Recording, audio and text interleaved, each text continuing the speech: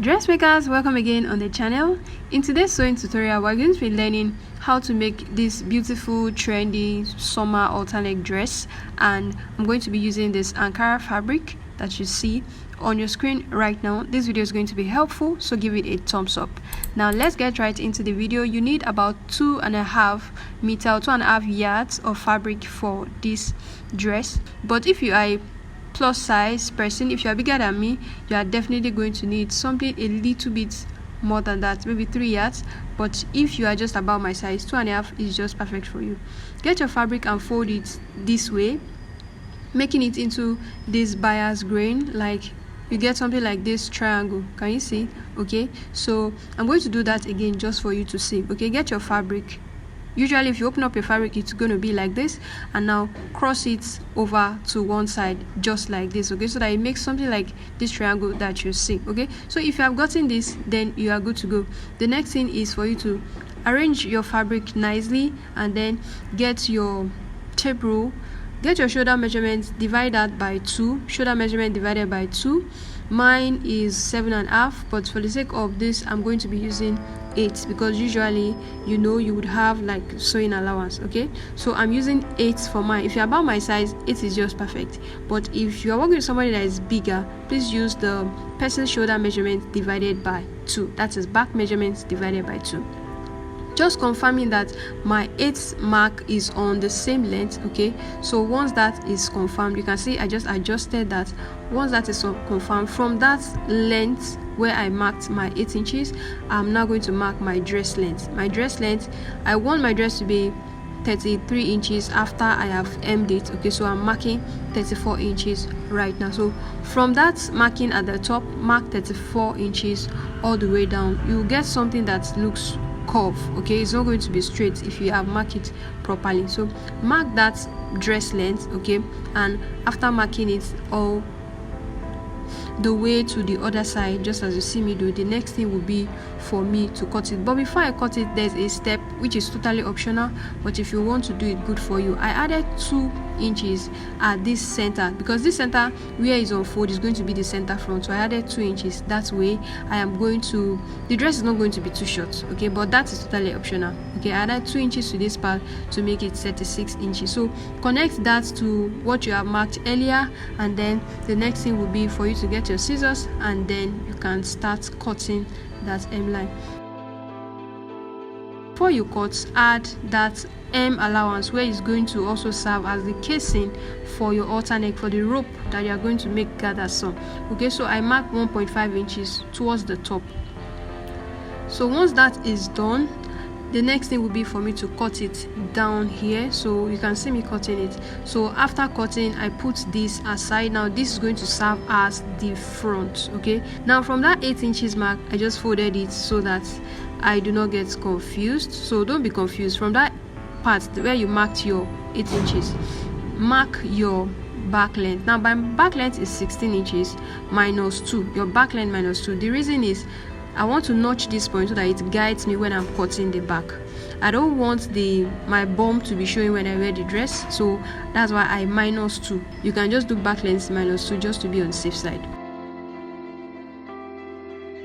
The next thing is for you to grab another fabric of the remaining fabric, fold it the same way you folded the first one. Okay, and then you're going to bring the front now and place it on that folded fabric. You want to match it up. Okay, now place the first one which you already cut, place it, make sure that everything aligns, because you folded it the same way, so it should align exactly the same. Okay, make sure everything align exactly the same. And this notch part, I'm going to fold it. The reason why we have folded it is the back is backless, so we only need the lower parts. Okay, from that fold, come up by 1.5. Okay, come up by 1.5 mark that 1.5. So from that 1.5 inch mark, now you can go ahead to cut. So this is going to serve as the lower back. Okay, so go ahead and also cut out this lower part, which is going to be the hemline. Everything should just be exactly the same thing. Okay, so now we have the front, this is the front, and then this is the back. For the lower back, you need to put elastic band, okay, just so you can gather it towards the lower back. And also from the side, first thing you should do when you're sewing is you hem this, just roll hem, just hem it down twice, okay, hem it down to that notch point, and then hem the top as well, so that it will serve as the casing. And then you also go ahead to hem the back, okay. Can you see this is the lower back? I've gone ahead to hem that top. So now here is where I'm going to be putting the elastic, okay. And see the side, my side, I've hemmed it down, and I've also hemmed down the other side as well. So the next thing that you need to do now is to go ahead to get your elastic band, okay. For this elastic, go ahead to do your waist divided by 2 minus 5 inches. Your waist divided by 2, my waist divided by 2 is 16, minus 5, that is 11, okay. So that will give you a good grip, and then everything will just grip nicely if you do that. You should not don't do your waist divided by 2 exactly, just do waist divided by 2 minus 5. That is going to be the length of the elastic which you are going to cut, okay. And then go ahead to get your pin or your bodkin, whichever one that you have, okay, and then use it to pass the elastic band into that lower back area. Pass it into the casing just as you see me done like this. Before you lose your elastic band, make sure you pin it, or you take it to your sewing machine at this point and just stitch that part down, okay.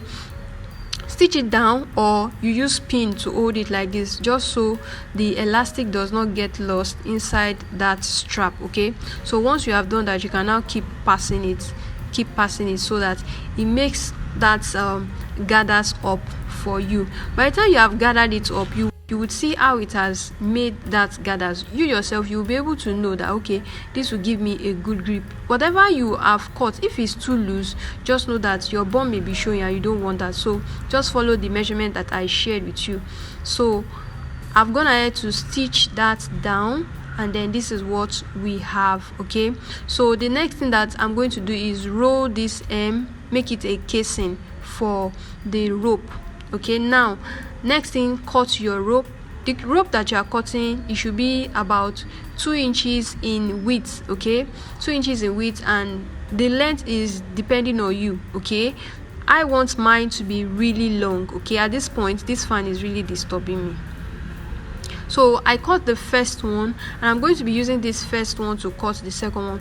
For you can just cut one and it will be okay for you, but I just want the rope to be really long so that after tying it, the rope will still drop, okay, on that open back area. So that's why my rope is really long. So but if you have a rope of 16 inches, I think it's just good enough, except you want something that is very, very long, longer than that, then you can go ahead to do that.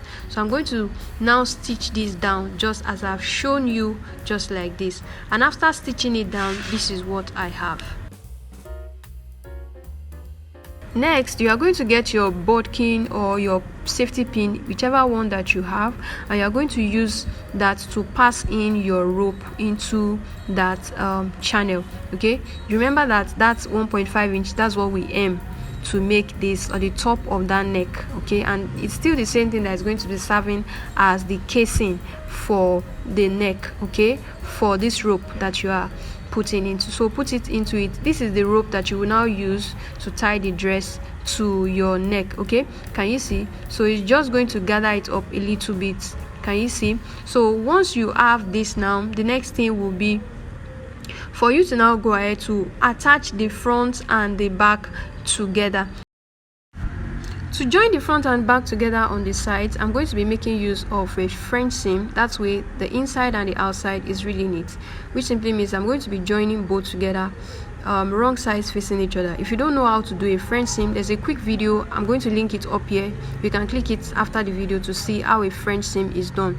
That way both inside and outside is going to be very neat. So after I am done with the French seam, this is what the sides look like. Can you see? This is the inside and this is the outside of the dress on the sides, okay. So after this, I've also gone ahead to also hem the hem line. I just did a roll hem twice, can you see? And I have done the hem line. Every other thing on this dress is now complete. Now is a good time to give this video a thumbs up if you have not done so. Here is the final look of this dress. Look at how beautiful this is. Let me know what you think about this dress. Where will you rock it to? And leave me a sweet comment right there in the comment section. Don't forget, give this video a thumbs up before you go, and I'll see you again in this next sewing tutorial. Thanks for watching.